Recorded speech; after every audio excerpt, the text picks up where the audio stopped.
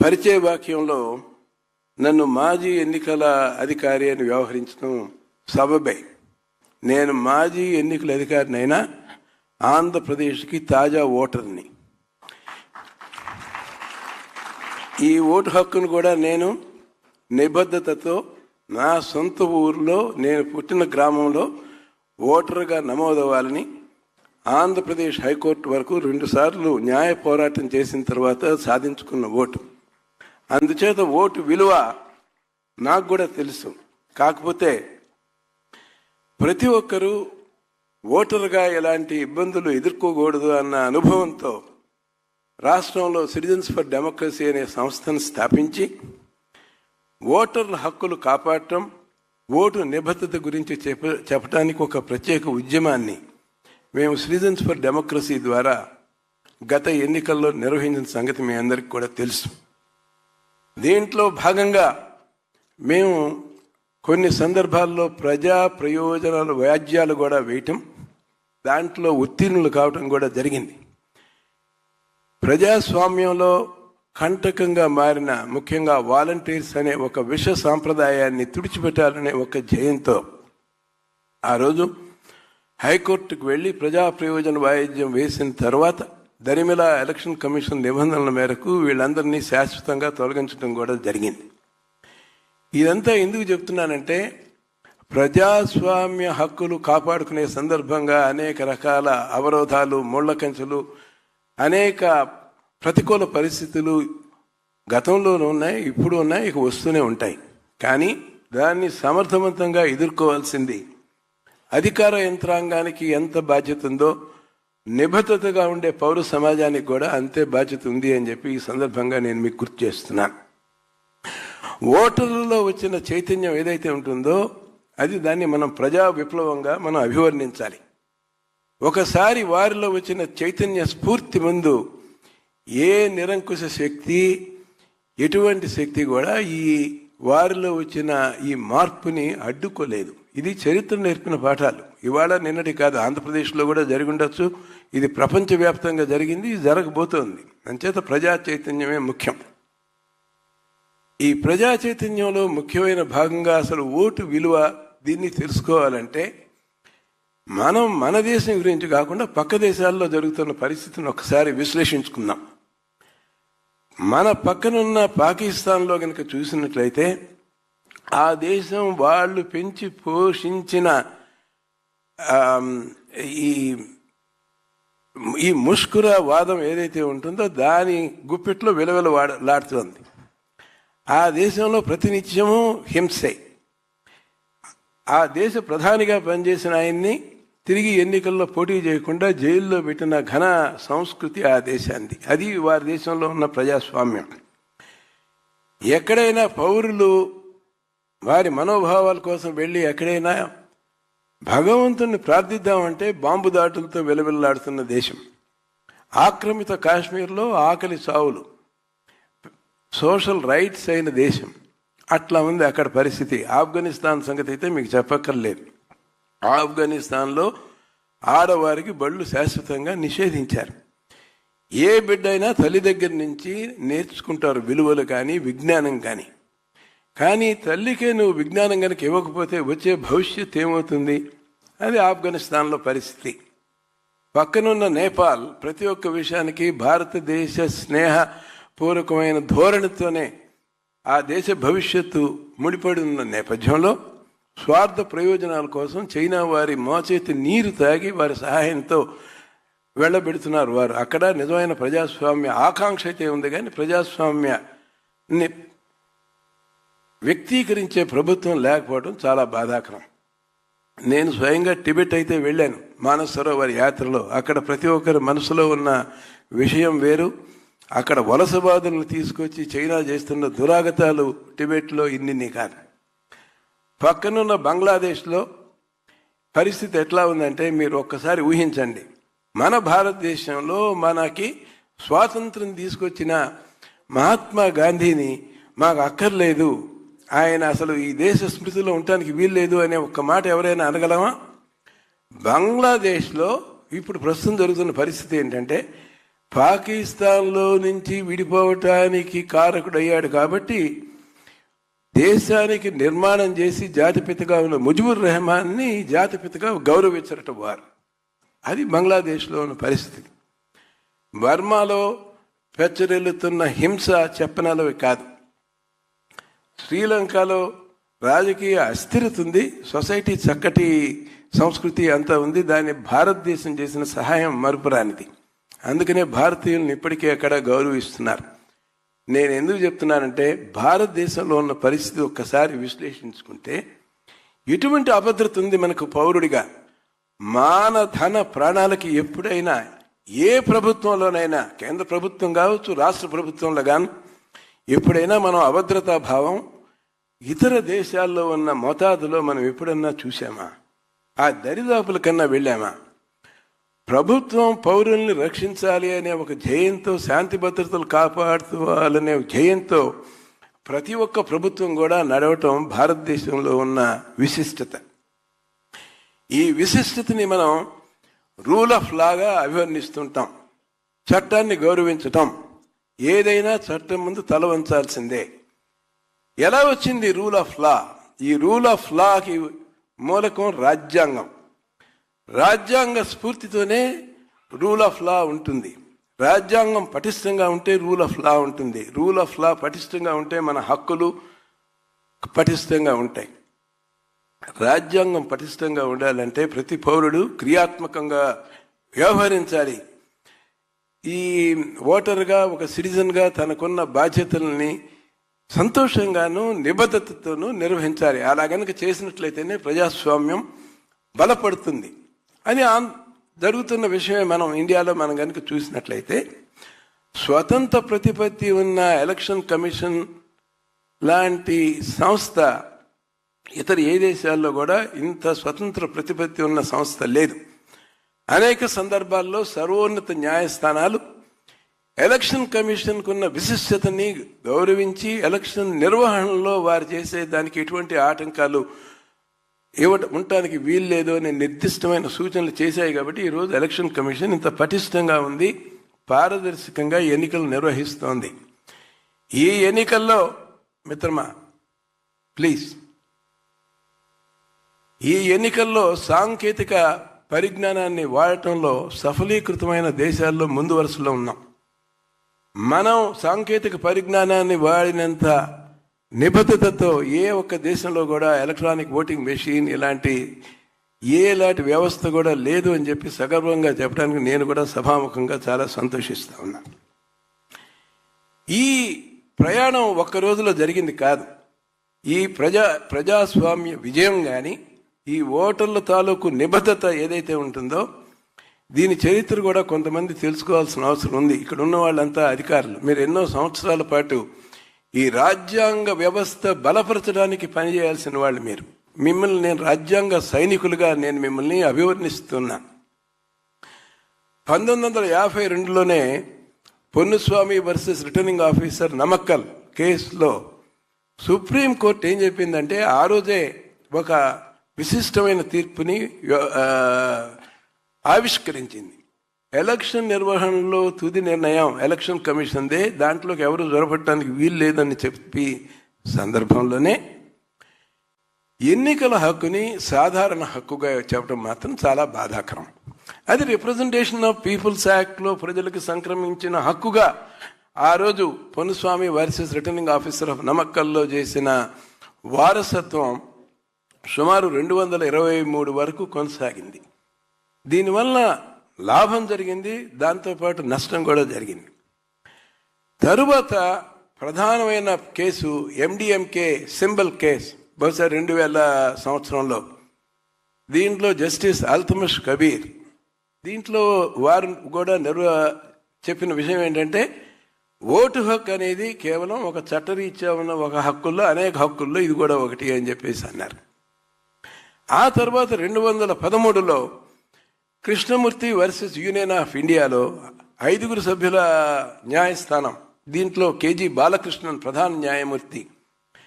దాంట్లో BC reservations 50% దాటి ఉండాలా అన్న విషయం సవాల్ని దాన్ని పరిష్కరించినప్పుడు 50% మించి రిజర్వేషన్లు ఉండటానికి వీలు లేదని చెప్తూనే తిరిగి కృష్ణమూర్తి కేసులో కూడా బాలకృష్ణన్ మెజారిటీ జడ్జిమెంట్ రాసినప్పుడు ఇది కూడా సాధారణ హక్కుగానే పేర్కొన్నారు.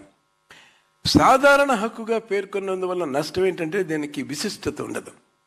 దీనికి రావాల్సినంత నిబద్ధత, దీనికి రావాల్సినంత ప్రాధాన్యత రాజ్యాంగ వ్యవస్థల్లో నుంచి ప్రతిస్పందన కొరబడుతుంది.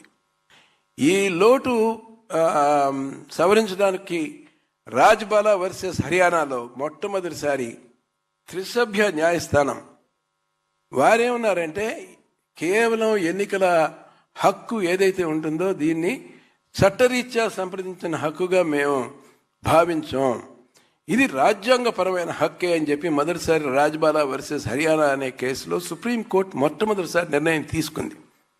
కానీ అది త్రిసభ్య న్యాయస్థానం. అంతకుముందు 5 సభ్యులతో కృష్ణమూర్తి కేసులో ఉన్న కేర్పే రేషియో ఆఫ్ జడ్జిమెంట్ కింద వర్తిస్తుంది. ఆ నేపథ్యంలో Arun Banarwal versus union of India 2023లో దాఖలైన కేసులో కేఎం జోసెఫ్ నేతృత్వం వహించారు. ఇది కూడా 5 మెంబర్ బెంచ్.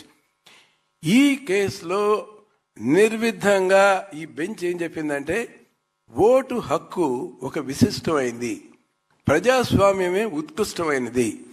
అంత ఉత్కృష్టమైన ప్రజాస్వామ్యంలో భాగమైన ఓటు హక్కుని మామూలు హక్కుగా భావించడాన్ని మేము ఒప్పుకోం, ఇది రాజ్యాంగపరమైన హక్కుగా భావించాలి అన్నారు.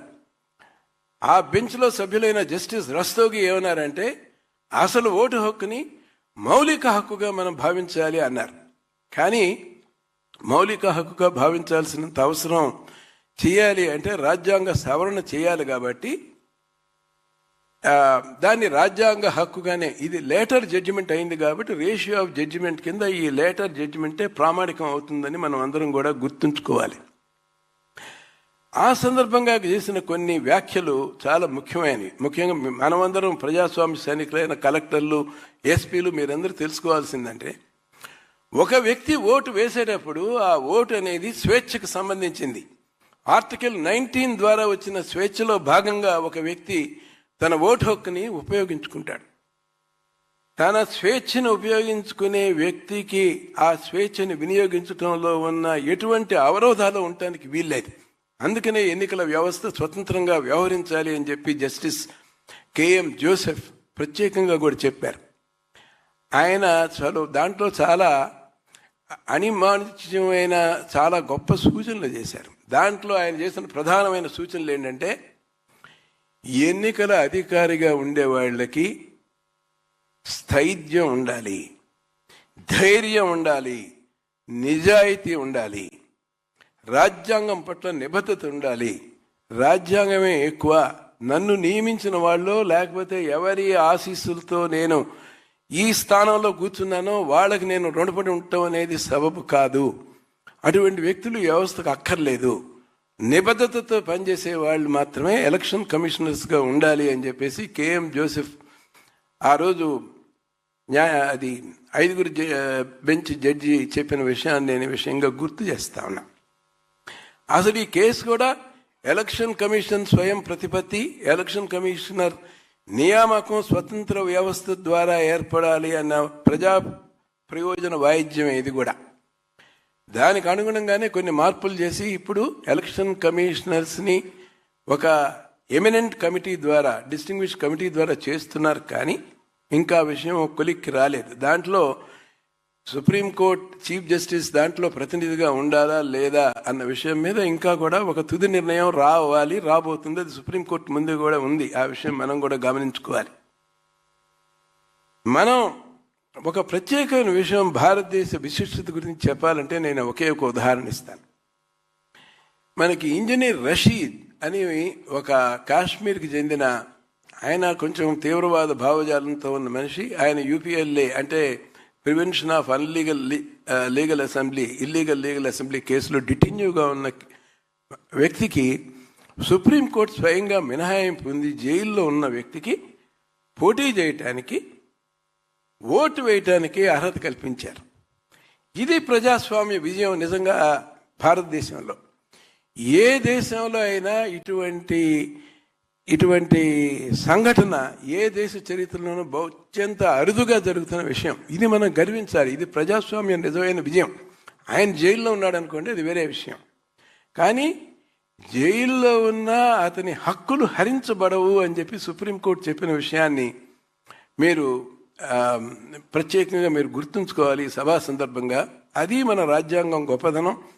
అది మన సమోన్నత అత్యున్నత న్యాయస్థానాలని స్ఫూర్తిని మనం గౌరవించుకుని దాన్ని ప్రాతిపదికగా వ్యవహరించాలి అని చెప్పేసి నేను మనవి చేస్తా ఉన్నా. నేను గతంలో స్టేట్ ఎలక్షన్ కమిషనర్గా పనిచేసినప్పుడు కూడా నేను పూర్తి స్వతంత్ర వైఖరితోనే రాజ్యాంగ ధర్మాన్ని నిర్వర్తించాను తప్పితే నేను ఏ వ్యవస్థకు కానీ అక్కడ ఎన్నికైన వారికి తాబేదారుగా పనిచేయడానికి నేను ఒప్పుకోలేదు. రాజీ లేని ధోరణిని నేను ఆ రోజు కూడా నేను వ్యక్తపరిచాను. చాలామంది అనుకున్నారు నేను తగిన మూల్యం కూడా చెల్లించాను, దానివల్ల నేను పదవోచ్యుతుని అయ్యాను అని. తిరిగి నన్ను పదవిలో పెట్టింది తిరిగి సముచిత న్యాయస్థానమే, తిరిగి సుప్రీంకోర్టు ద్వారానే రీఇన్స్టేట్ అయ్యాను. ధర్మ మార్గంలో వెళ్ళే వాళ్ళకి ఎప్పుడూ ధర్మమే అండగా నిలబడుతుంది. మనం దాని గురించి ఎటువంటి సందేహం కానీ దాని గురించి ఎటువంటి ఆలోచనలు కానీ వేరే ఆలోచనలకి ఆస్కారమే లేదు. ప్రతి ఒక్కరూ రాజ్యాంగ ధర్మాన్ని వ్యవహరించాలి. కానీ ప్రస్తుతంలో జరుగుతున్న పరిస్థితుల్లో ఎట్లా ఉంది అంటే జవాబుదారీతనం లోపించడం చేత చాలామంది మీద ప్రతి ఒక్కరికి దేశంలో ఉత్పన్నమైన ప్రశ్న ఒకటే. ఇంతకుముందు ఎంతోమంది పొరపాట్లు చేసిన వాళ్ళని మనం ఎందుకు శిక్షించలేకపోతున్నామంటే దానికి బలవత్తరమైన ఆన్సర్ ఒకటే ఉంది. వారు ఎన్నికైన కొత్త ప్రభుత్వం దగ్గరికి వెళ్ళి అవును గతంలో వారికి చేశాము, ఇప్పుడు మీకు తాబేదారులుగా మేము వ్యవహరిస్తాము అని వాళ్ళు నిస్సంకోచంగా నిస్సిగ్గుగా చెప్పినందువల్లనే జవాబుదారీతనం రావట్లేదు. జవాబుదారీతనం రావాలంటే ఉన్నత వ్యవస్థల నుంచి కింద వ్యవస్థల వరకు రావాలి.